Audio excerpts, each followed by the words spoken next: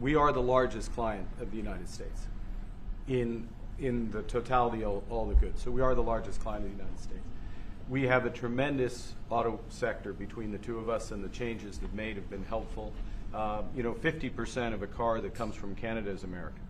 That's not like anywhere else in the world. And to your question about is there one thing? No, this is a bigger discussion. There are much bigger forces involved. I mean, what other forces are we talking about here, Mark? Are we talking about World Economic Forum, the UN, the people that really run the Chatham House, the high table, China? What are we talking about? Higher forces involved. You're the Prime Minister of Canada meeting the President of the United States. What's higher than that? Pray tell.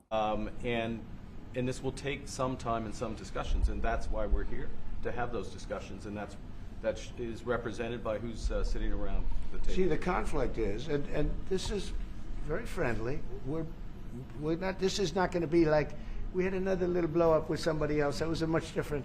This is a very friendly conversation, but we want to make our own cars. We don't really want cars from Canada, and we put tariffs on cars from Canada, and at a certain point, it won't make economic sense for Canada to build those cars.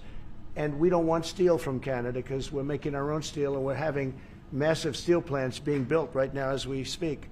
We really don't want Canadian steel, and we don't want Canadian aluminum and various other things because we want to be able to do it ourselves. And we, because of, past thinking of people, we have a tremendous deficit with Canada. In other words, they have a surplus with us. And there's no reason for us to be subsidizing Canada. Canada's a place that will have to be able to take care of itself economically. I assume they can. Look, I just got to say, I'm a little disappointed in the elbows up thing.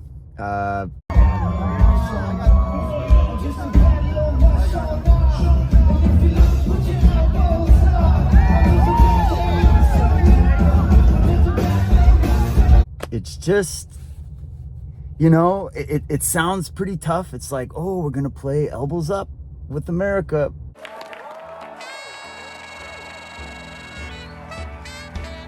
Even though we have no leverage whatsoever.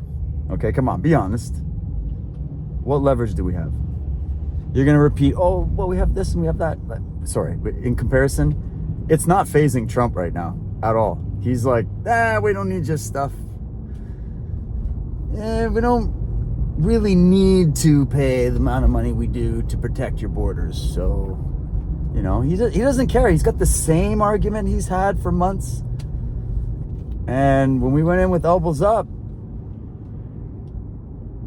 it didn't look good. Carney was a bad choice, I gotta say. I mean, if you don't think so, you're in denial. When you consider what Mr. Carney just said, that Canada is not for sale, does this make the discussion a little more difficult to start on? No, not at all. No, not at all. No, time will tell. It's only time.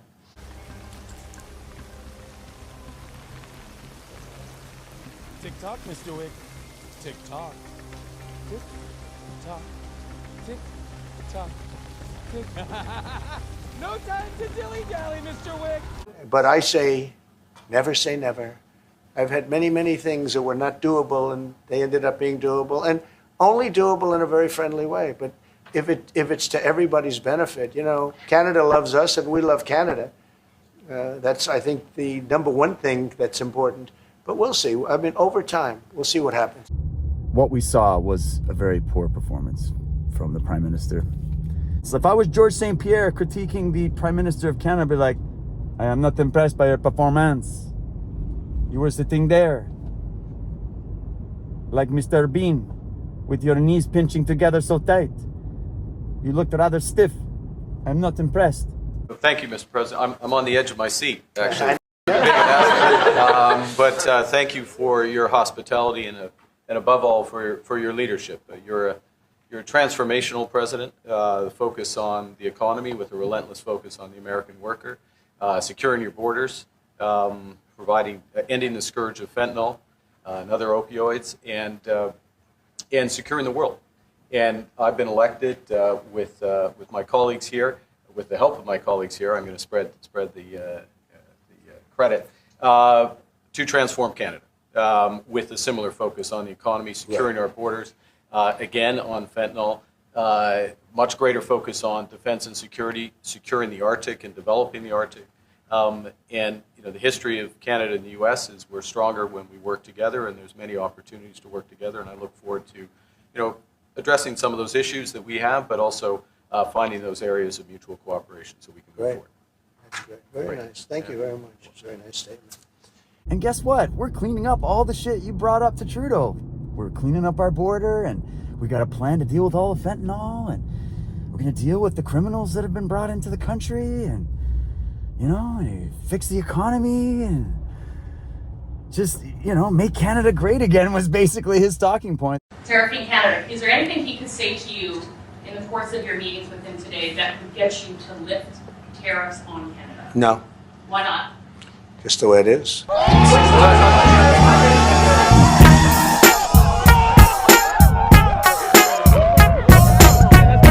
That's not elbows up, guys.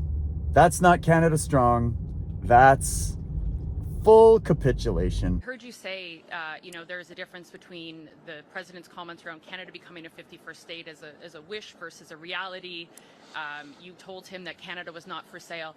But many Canadians are offended and deeply angered by the fact that he keeps repeating this comment. So have you asked the president to stop calling Canada the 51st state? Yes. Today. Okay, specifically, what did you ask him? Exactly what you just said. But what words did you use? How did you ask him? Look, I gave you an answer. Do you have a follow-up? I can't shake the feeling that things are not quite as they're seeming to be, if you get my drift. They're not quite as they're seeming to be. There's what is, and then there's what you think is. Those are two very different things, my friend. I don't know where that accent, that's what it was.